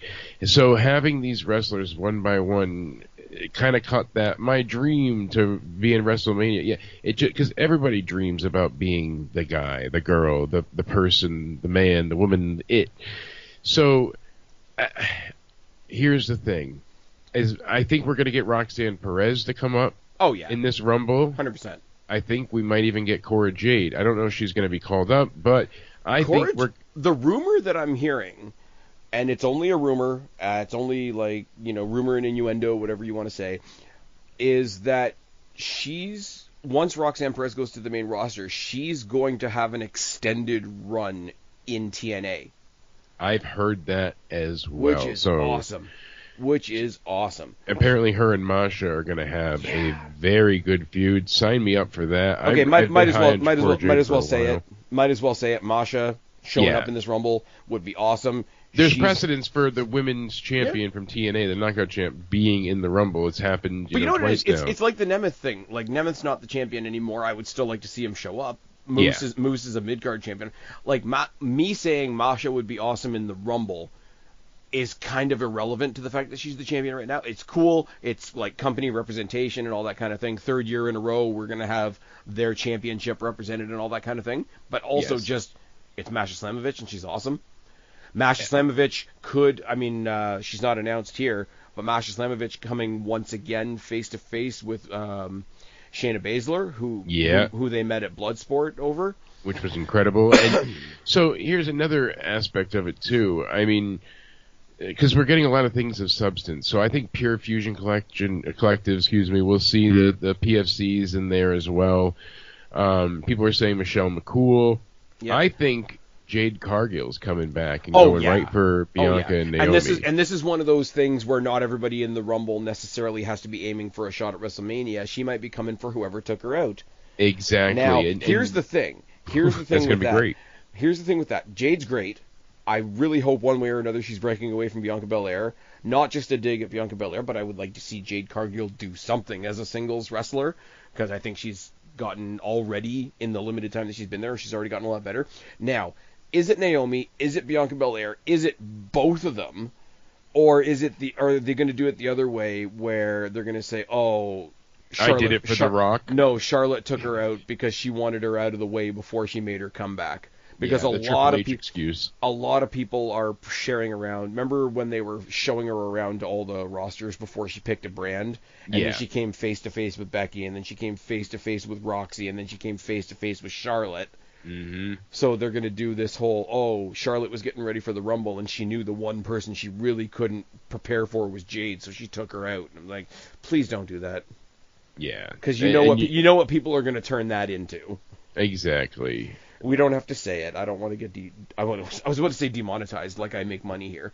Yeah, Nikki Bella, she's another one. I could care we less. know is coming. Yeah, I've never been excited for her, but hey, you know what? I used to stick up for them a lot, man. Yeah, I really did. I used to have and I've used this mentality on a lot of people since. Like a lot of, especially in the women's division, a lot of people as wrestlers get called ones because they're not tens.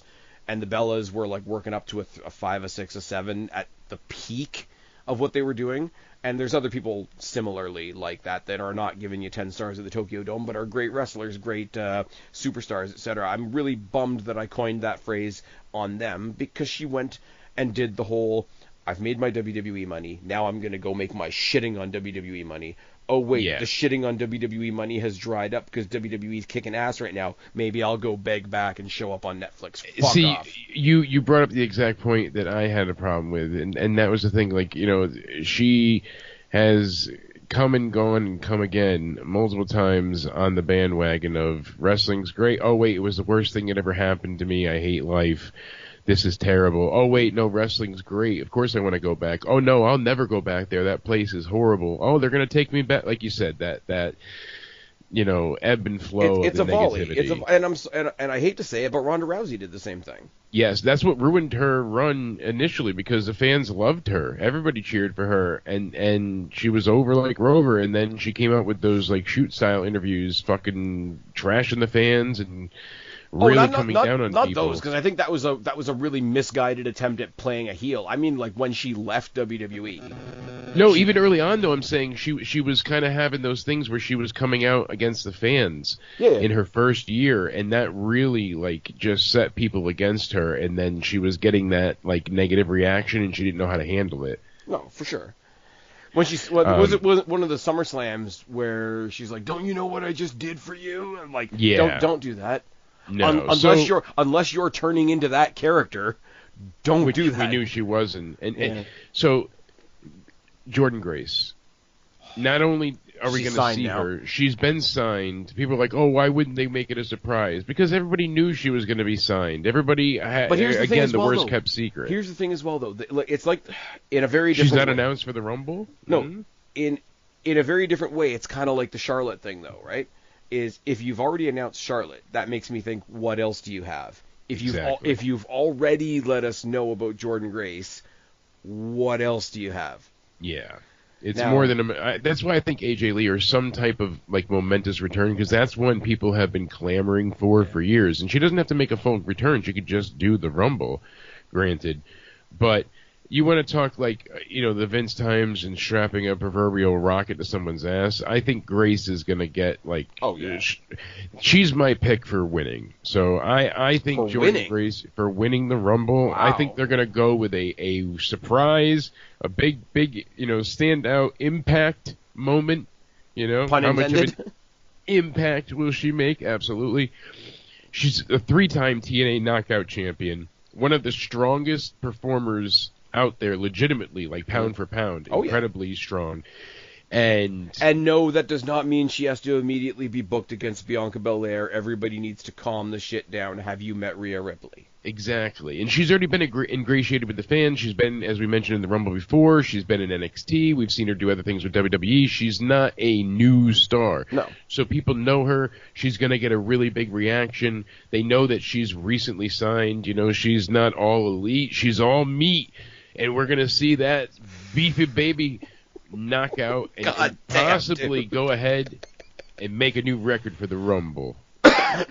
Blend it up and give it to Daddy right in the veins. I want to see that. I want to see that muscle madness just squish everybody to death. No, I'm telling you, because of the way they've handled the women's booking, people are like, "Oh, see that he can't book women." I'm like, "How are you missing all the stories?" People were complaining about Rhea and Liv going on forever. It's like that had substance. What are you missing here? It's like. Do you know what I totally forgot? Sorry, I'm just looking at the NXT thing for a second, right?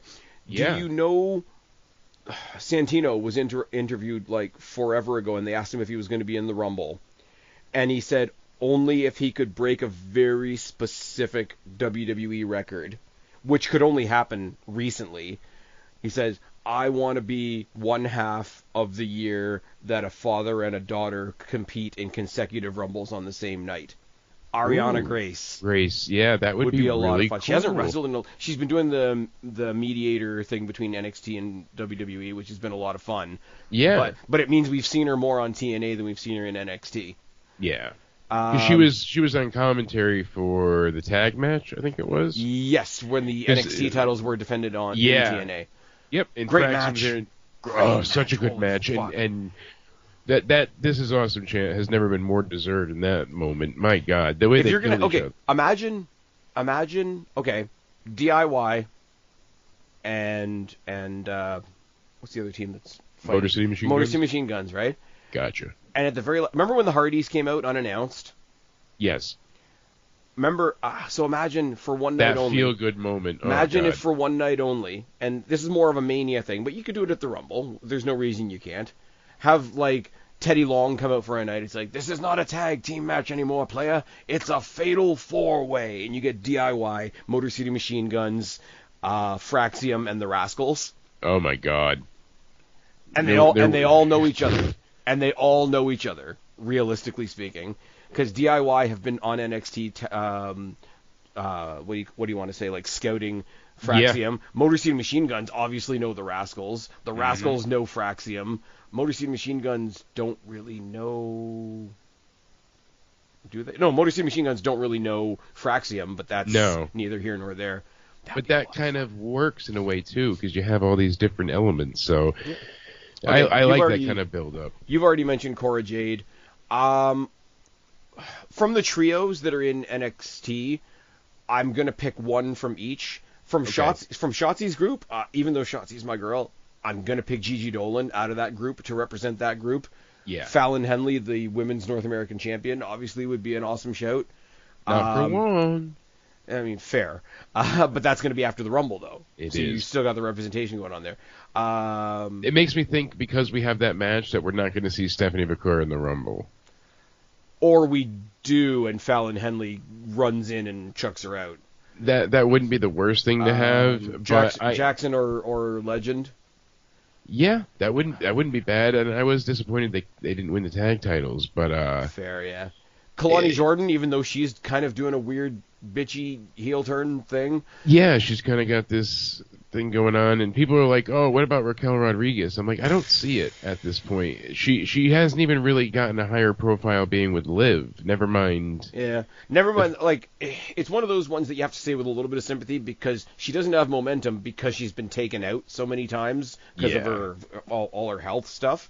But it doesn't mean you can fabricate momentum out of nowhere. Lola Vice would be another good one. Nikita Lyons for all the reasons. For all the reasons. Honestly, the reasons. though, the one girl that I would love to see from NXT that we We're haven't gonna say it mentioned. together. Sol Ruka. Yep. Ah. It fucking ain't right, buddy. Hey. Think of a Soul Snatcher that turned into an elimination. Yeah. So like you pop back up and end up over the top ropes. What about Trish Stratus? I mean, Trish Stratus and Lita are always on the tip of my tongue. Trish Stratus is lucky you. Goddamn, I didn't know that. Tasty. Anyways, hey, Toronto born. Anyways, exactly. We got all the good beers and the good women's, even though I don't drink the beers. Trish sure, Stratus, you don't want to take Nikki Bella? No. All right, I tried. I don't want it to burn when I piss. No, Trish. I'm an asshole. Trish Stratus and Lita are always on the tip of the tongue. Lita is obviously an inspiration to so many women that followed like that style, and Trish Stratus is always pretty out there because she does all the health and fitness type stuff. We always know what kind of shape she's in, so there's always sort of speculation. Stephanie Vacour or Julia or Zarya, not all three of them I don't think, but one of them's going to be in there. Tatum Paxley would be fun because that's right up my street. Same thing with a Wendy Chu. Wendy Chu would be ridiculously entertaining. Somebody we haven't seen in a while, and it would be a feel-good pop-up moment. Don't think she's going to win it in a million years, but where the hell has Thea Hale been since Chase U split up? Yeah. But like her energy in a Rumble would either like weird out a bunch of people, or she could like freak out around the ring for a little bit until somebody bigger just thwacks her. Like, it just takes her right out. I could see her like going around and having, that moment where somebody comes into the Rumble and they just, here's a clothesline for everybody, and then she like bounces off of Nia Jax or something like that. You know who's not mentioned in who's, first and foremost, Chelsea Green, the red, white, and green champion. But it makes me think, what about Piper Niven? That's a great name. A properly booked Piper Niven could be a powerhouse in a Rumble situation because you do the whole like how do you throw her out type thing. Think back to how she was so dominant in NXT UK initially. Yeah. And what they could have done with her. The constant triple threats with her, Rhea Ripley, and Toni Storm. Oh, so good. Toni Storm. So good. What have they done to Toni Storm? My poor Toni. And she cut a great promo. It just made no goddamn sense, but not having Julia there, I mean, it kind of feels like a missed opportunity. Another one, not right on the top of everybody's list, but kind of cool in her own right. Ren Sinclair. Yes, that's another one. Representing the Ren QCC. Someone I'm surprised you didn't jump right on as Rosemary. I haven't gone over to TNA yet. So that's a touche. So I've already said Masha Slamovich. Jody Threat's another one that I can say, like, Destiny Wrestling, check it out for Spaz Phoenix bucket list. It's fine. She's great. She's a brawler type as well, so it was like she could just like cannonball into a whole pile of people, and it would be a lot of fun. I don't know if I necessarily want to see it, but like Ash by Elegance could be interesting, if for no other reason than to have George Iceman as the personal concierge, like talking her all the way to the ring, and I'm like, I know that guy. That guy's pretty cool. Destiny, check it out for Spaz Phoenix bucket list. Another one, There's a rumor. I didn't mention this. There's a rumor that Gail Kim wants a cameo. That she doesn't wrestle anymore, but like she could come in for a cameo and like slap somebody or something. Exactly, that wouldn't be the worst thing. Sadly, I'm gonna take us back a little bit of rewind here. I forgot to mention Rob Van Dam. We saw him in the ECW arena when we also saw Bubba Dudley, and we mentioned the Dudleys, but we didn't bring up Rob Van Dam, and it was only November Bully in the Rumble would be fun, and it would piss off all the right people. It's fine. Check it off your Spaz Phoenix bucket list. RVD would be a good legend. You know, you got to have like a couple of legends sprinkled in. Because think about the spots he could have with Penta or Jay or Seth or come on, you know, like there's something there. I feel like I don't know when she's coming back to wrestling. Period, because I know she had a kid, and then there was some other news that I wasn't able to make any sense of. But if she's available, Killer Kelly. Yeah. I wish Alexa Bliss was returning, as we mentioned Yeah. before, and it wasn't a contract dispute, because I've always enjoyed her. Okay, first of all, I'm going to say Steph Delander, even though she's still recovering from a couple of different things. She's got a title, you know? Yeah, she's got a title. Tasha Steelz would be fun as well. Let me just get to the end. Xia Brookside would be fun. Oh, just because I want to watch the world burn. What if we get Tessa? You know? Tessa's been talking about a lot of WWE for somebody that works in TNA. Mm-hmm. And you know what? I'm surprised I didn't even consider her beforehand, because I don't think it's going to happen, but oh my God. I think they're too afraid of the she's a racist, you know, chance breaking out on them. The world is wrong, man. The world is wrong, man. The thing is like, what you should have. I mean, you couldn't. It was a pandemic, yeah, granted. But these are the things that should have been chanted then when she was, canceled for it. Now, when she's made amends and tried to avenge her name, and it's like, come on, you know.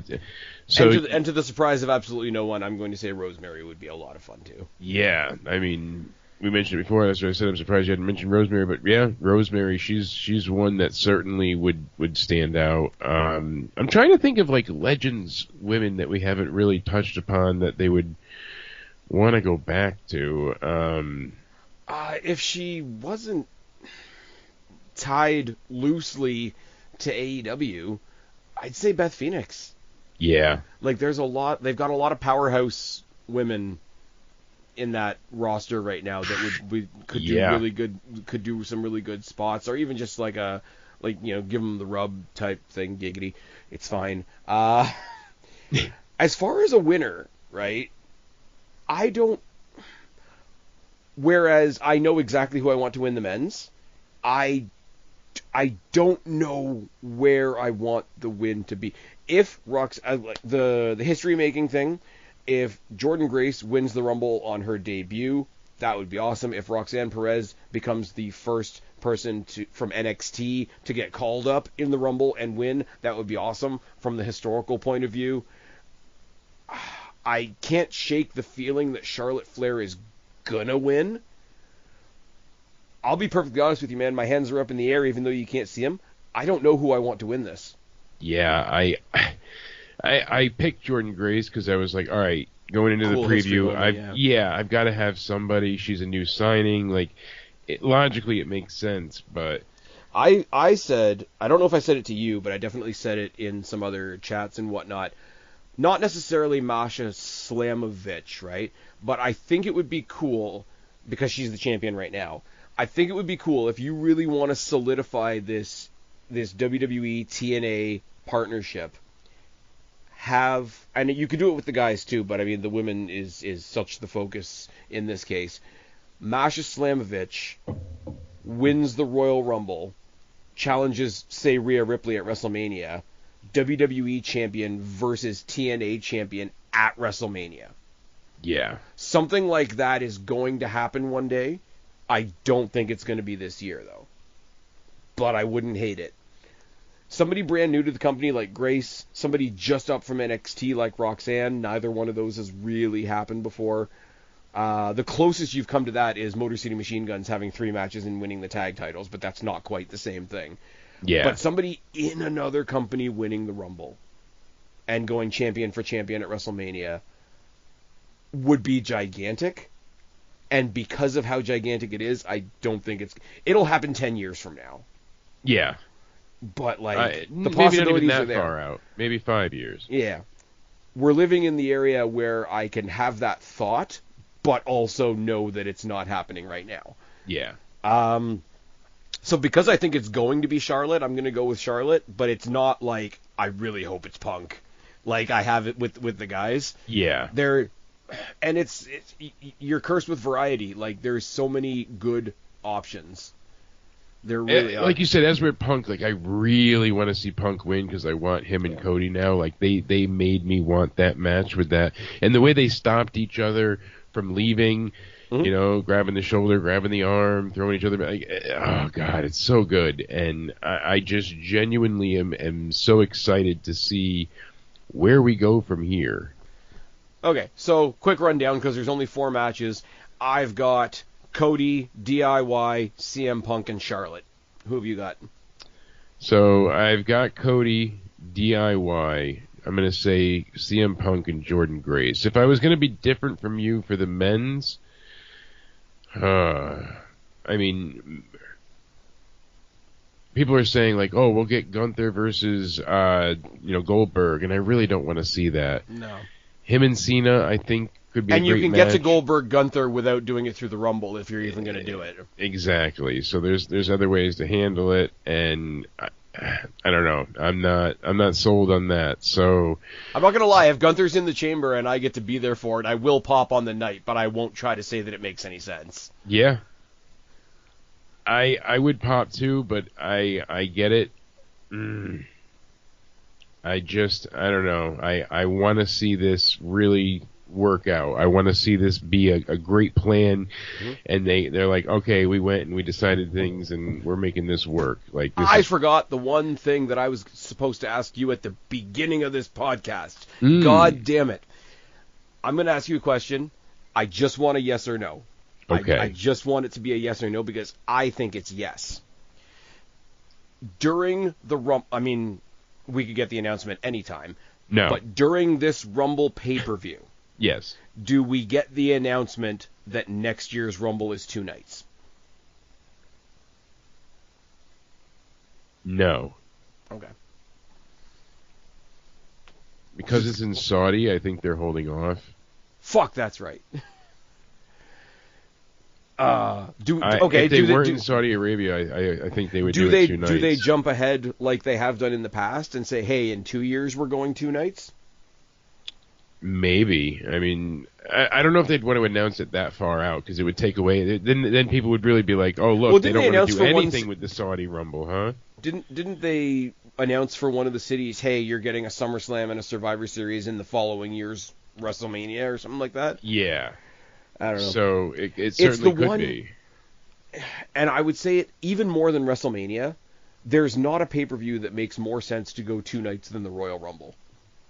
There really isn't because, I mean, you can have 2 chambers, you can have 2 of everything, 2 Money in the Banks, but really the Rumble is an hour-long match. But nothing else takes up that much time. Unless you've got a pay-per-view match card that has a Iron Man match on it, there's nothing else that takes up that much time. Yeah, no, exactly. Not a chance in hell. So, anyways, so I think it'll be, man. Next January is going to be a real interesting conversation. Yeah, I mean, it's a year away. I don't want to think about it just yet, but god damn, that's going to be. And you know what? The thing about that conversation is everybody on every side is going to be obnoxious. They are. Yep. Sadly, because people feel right no matter what. I even said to Danny jokingly, she's like, where is it next year? And I was telling her, I said, I wouldn't even hate to go. I said, I'd like to go to Saudi Arabia if it was feasible money-wise and, fantasy booking myself to travel, obviously. But being able to Let's say, get you to hey, Canada first. Yeah, exactly. Oh, absolutely the plan. But I was like, if I had to go anywhere, Saudi Arabia wouldn't be the worst thing. You got the WWE World, go see some stuff. But, there's obviously a lot that goes with it. So it's still a risky endeavor. I'm curious now that it's Triple H doing things, and we'll see where his vision goes. But do they continue this partnership after they finish the contract? I don't believe so. Vince was doing it as an extreme influx of money. Yeah, because WWE's not exactly throwing out the water coolers anymore. No, but they were also at a point then where they were profitable, but these shows were making them like their largest quarters each time, period. Oh, yeah. So something had to change, and Triple H being the one to kind of revamp how things are handled, I'm okay. I think next year when they do the Rumble in Saudi, the Rumble winners should get a shot at those big, ugly Saudi world titles. The crown jewel belts. Oh my god. Hey, as long as they're not bringing back the greatest Royal Rumble belt that Braun never defended. The moldy belt? And somebody actually said that again on Twitter before. Oh, you got, Braun Breaker, Bronson Reed, and Braun Strowman. But they're not, it's not the same name. It's Braun, and Bronson. As where if I told you, hey, I watched a match with Jay on AEW, who am I talking about? Is it Jay White? Is it Jay Lethal? Is it, that kind of thing? No, you switched over to a good show and saw Jay Uso. Which Adam am I talking about? Okay, now you're doing What Culture stuff. Yeah. Shout out to What Culture, except for a couple of them. But no, what was I gonna say? I lost my train of thought now. God damn it! That's what I'm good for. It's a long ass pod we've done. It is indeed, but like you said, having a show like that, I think the Rumble would be the best one to have 2 nights. Like I don't want a 2-night SummerSlam. Mania makes sense. Yeah.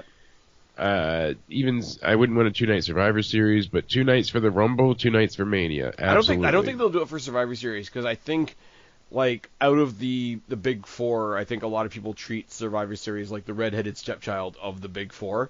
Yeah. They treat Survivor Series like it's the Sasha Banks of the big four. Can you blame them? I'm an asshole. It's fine. Can you really blame them? Here's the thing. Okay, way off topic now, but we're well off into the pod now. We can do this. When people say, oh my god, I'm so sick of the Survivor Series, right? Survivor Series is the most versatile pay-per-view out of all of them. Because there was the time where you had the 4-on-4 matches, like basically you throw 2 tag teams together against 2 other tag teams. You had the whole period of time where it was 5-on-5, where it was basically like a captain and they would build their team. You had a whole lot of time where it was Raw versus SmackDown, sometimes versus NXT. You had a couple of them that were just one-night tournaments, and now you've got War Games. So if the next person that tells me, oh, I'm so sick of Survivor Series, you're going to have to be real specific. What version of Survivor Series are you sick of? Because it's got the most variety of any pay-per-view. It really does, and that's the thing, and it's like, oh, God. There is a bit of, like the spice of life and variety, but... Yeah. Like, they're not going to do a War Games at WrestleMania. Now, Jordan Grace was the one that said, after she was in the Rumble last year, mark my words, there will be an Ultimate X match at WrestleMania. She tweeted it again after the TNA deal. Yeah. And she tweeted it again after the news of her finally signing with WWE happened. So, an Ultimate X match at WrestleMania is a good shout. It would not be a bad way to do it, so... But I mean, then you'd have to have the X Division title there, and you'd have to have some X Division guys in there. Get the Rascals that would be incredible. Like you said, X Division at Mania, I'm all for it. That would be. Imagine like getting a couple of guys like the Rascals and Ace Austin go down to NXT, pull up like Fraxium, maybe Javon Evans if he has a face by then, even Wesley. Go to the main roster, get some people like Dragon Lee, maybe a Grayson Waller, maybe Joaquin Wilde and Cruz del Toro from LWO. Like, you could do it. Like, it's not that hard, and you don't need 100 people for an Ultimate X match. Elevation X might be a bit much. Might be, but to do the big fucking scaffolding thing, because we don't want to see somebody die at WrestleMania. That's not what we're going for. We almost broke JD's back. Let's everybody calm down a second. Yeah. Anyways, we've gone on quite long enough. We will be on Jake's channel after the Royal Rumble to talk about everything that goes down. So, Jake, with that being said, tell them where to find you. You can find me over on YouTube, Jake Countdown Ended. You can find me on Twitter at Countdown Ended. And you can find me here, guest hosting on the State of Wrestling on the Spaz Phoenix YouTube channel. We've won your battle with Elon Musk. I know. Finally got myself out of Twitter jail. I'm trying to be. And you're actually tweeting now. Exactly. Getting into it. But all right, and you guys know where to find me, or you wouldn't be here. I've been Spaz. This has been Jake. This has been a very extended and long-winded preview for the Rumble because that's how shit goes. Subscribe up there, talk down there, start a conversation, keep all these conversations going. Don't be a stranger. I will talk to each and every last one of you later. But for right now, me and Super Sexy Jake are tagging out. Bye, guys. It's the Rumble!